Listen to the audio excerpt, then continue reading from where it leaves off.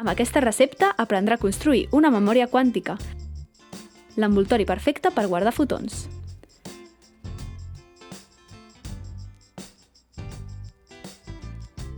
Ingredients.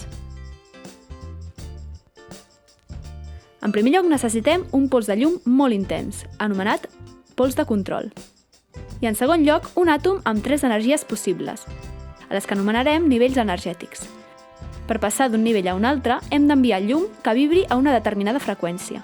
En el nostre cas, aquests 3 nivells energètics seran tals que la freqüència necessària per passar del nivell 1 al 2 coincideixi amb la del fotó que volem atrapar, anomenat la senyal, i per passar del nivell 2 al 3 coincideixi amb la del pols control.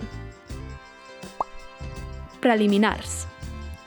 Abans de començar, hem de revisar alguns conceptes que són fonamentals per poder construir una memòria quàntica.